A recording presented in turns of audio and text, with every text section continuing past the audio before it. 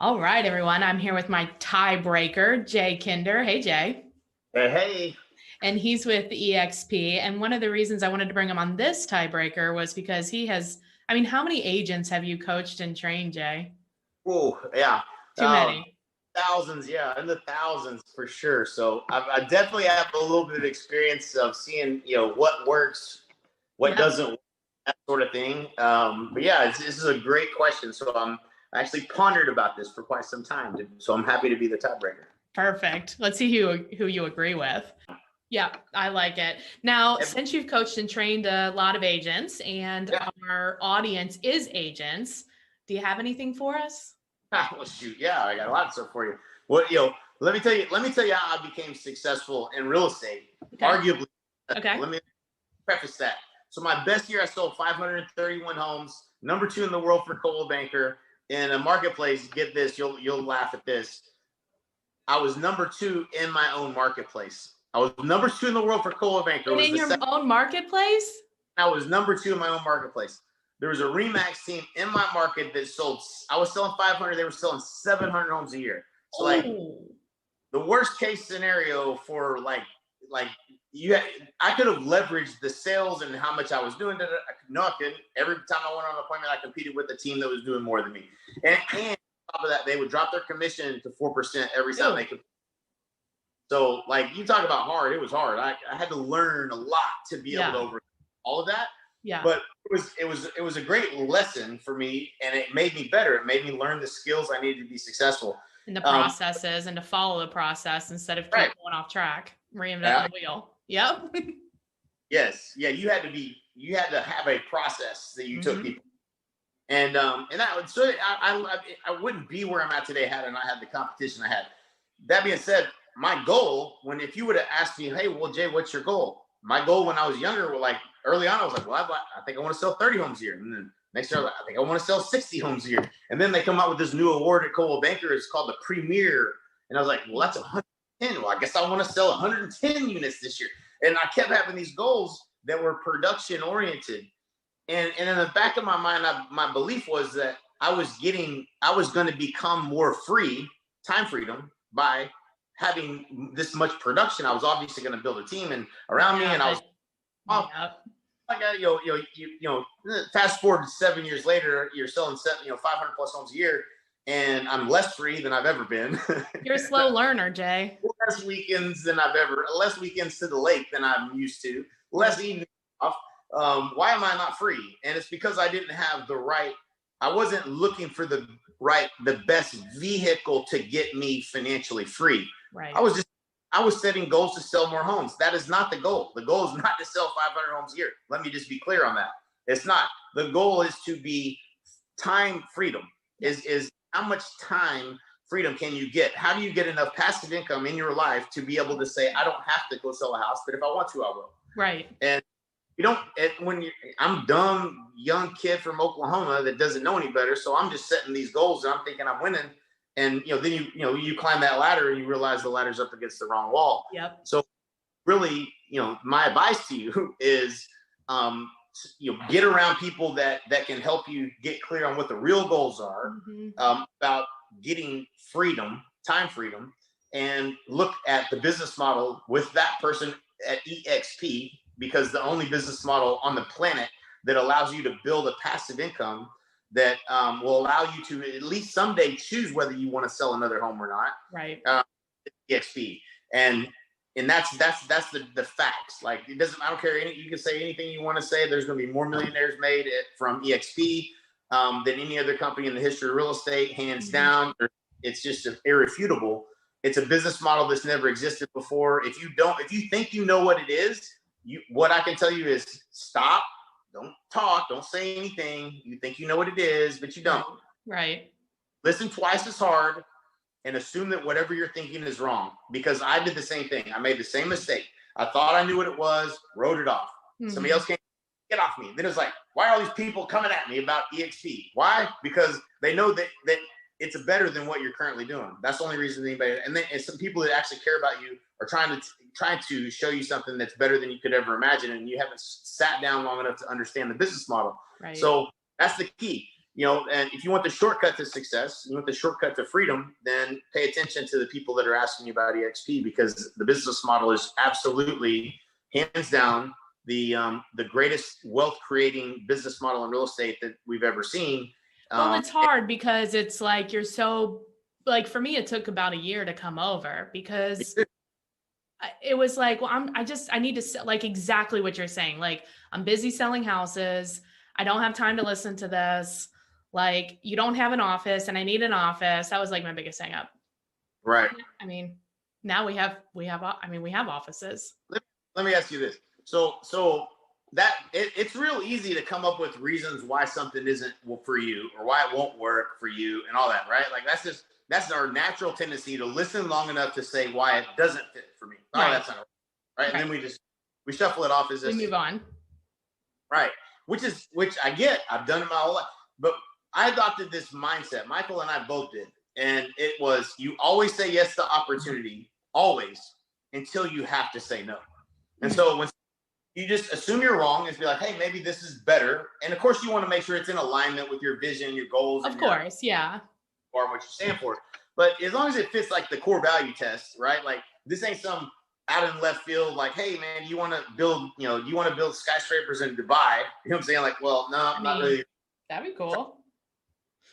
But like if it's in alignment, listen, you listen. And so just be open-minded. And the biggest lesson I've ever learned was from Elon Musk. And that's, assume you're wrong. Assume you're wrong in your thinking. Assume that everything you think is right is wrong, and that there might be a better way than what you've ever. That's actually true. I mean, even if you take that and move it to people, like when you first look at people, there's like a split second, judgment on how they are and who they are. But I can tell you 10 out of 10 times I'm wrong. Oh yeah. I mean, you just can't tell. No. Yeah, you're either in judger mode or learner mode, right? So there's a book called Change Your Questions, Change Your Life. This is a great book for anybody. Yeah. And there's this switch that happens, and you're either going to go down the path of judger mode and judge, or you're going to go down the path of learner mode and learn.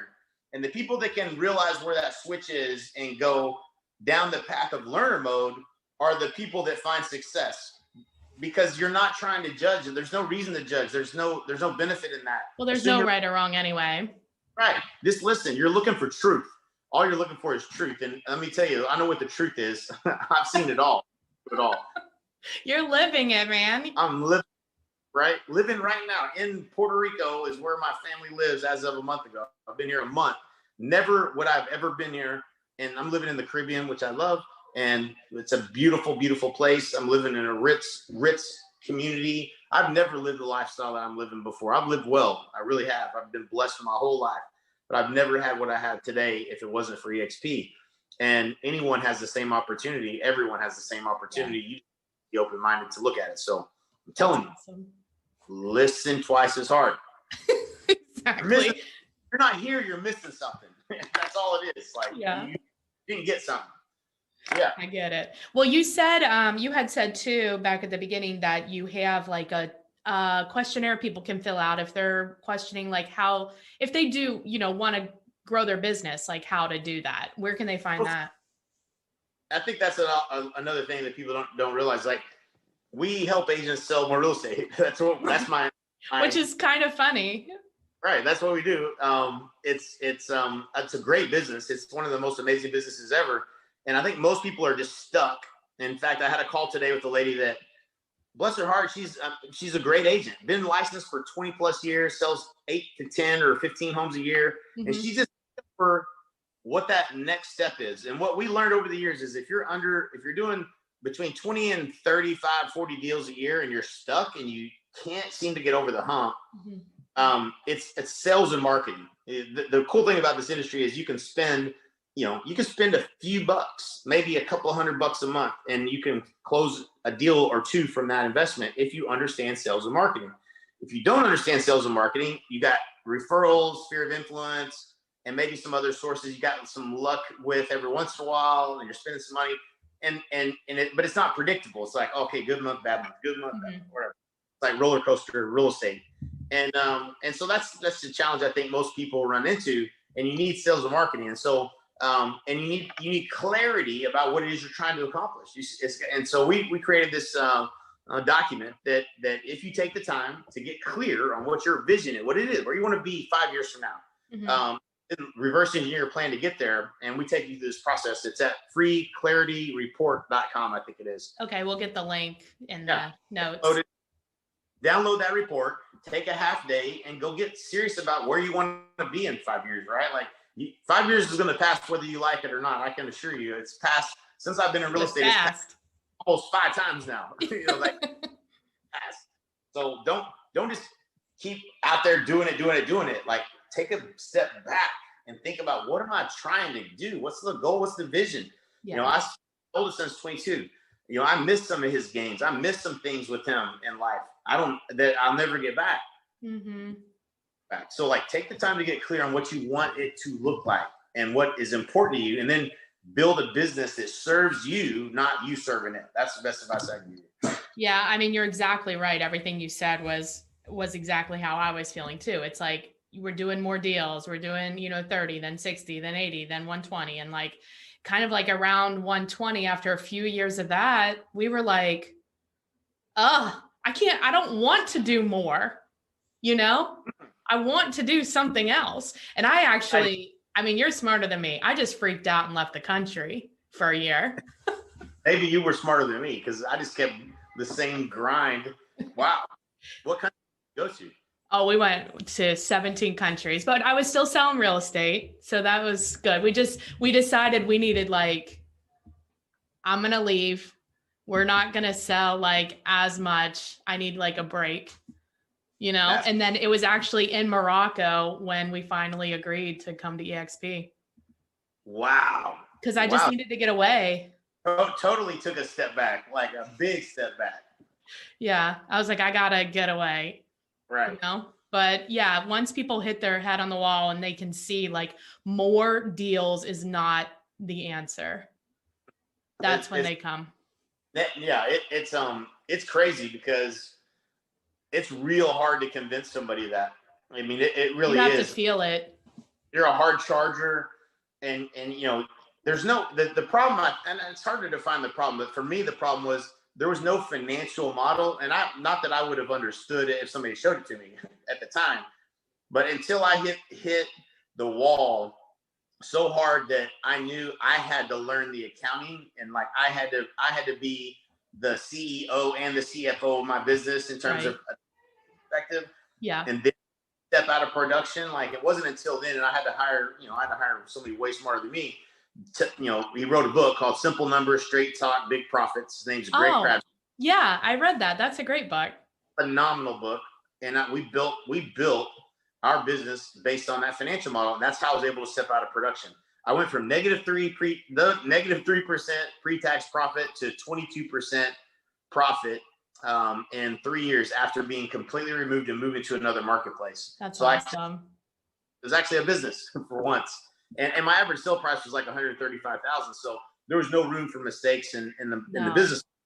A lot of people that you go to these events and they'll say, "Oh, here's my P&Ls. Here's how much I'm making." Well, what are you paying yourself? What are you paying? Like, there's a lot of stuff there that doesn't get, the light doesn't get shown. Like you didn't look under the hood of someone's business just if they're just telling you the numbers. I need to see your P&Ls. What is this? What is this? What is this?